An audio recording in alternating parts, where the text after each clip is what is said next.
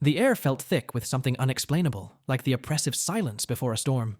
It was late, too late, and yet you couldn't bring yourself to sleep.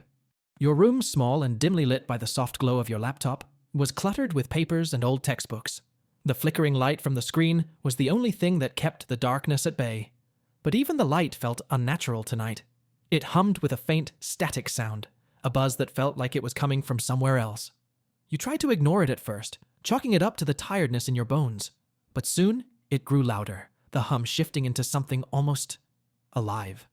You pulled your headphones on to drown it out, but that only made it worse. The sound crept into your ears, deeper, more insistent.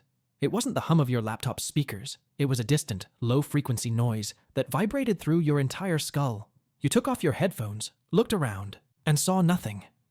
The room remained still, too still. That's when you noticed the screen. The desktop background you'd set was gone. Instead, a single window had opened, a text box with a blinking cursor, like someone had typed a message while you weren't looking.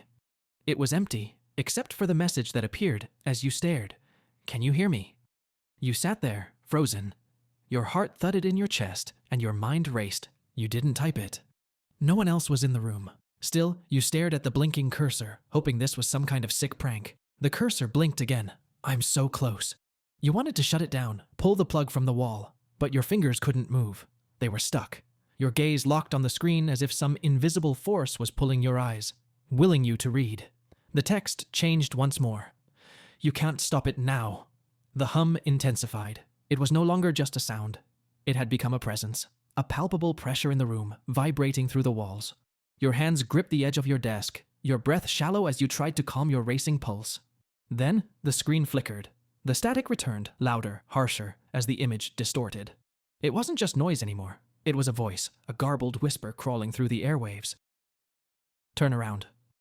Your heart skipped a beat, sweat beaded on your forehead. No way. You had to resist, had to stay rational. But your body was already turning, against your will, towards the window that you knew was closed. But now it wasn't. The window was wide open. The wind was rushing in, sending papers scattering across the floor, the trees outside swaying as if something was moving just beyond the reach of your vision. The whispers, once distant, were now right next to you, in your ear, scratching at your mind. Your eyes flickered back to the screen, desperate to find any sense of control. The text was gone.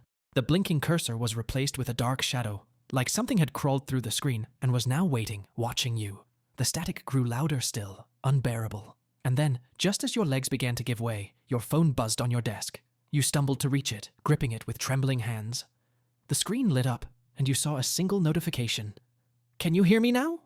Before you could respond, the door to your room slammed shut, and the whispers in the static grew deafening. The last thing you remember is the flicker of the screen, the sensation of something reaching through, and the chilling realization that the static had found you.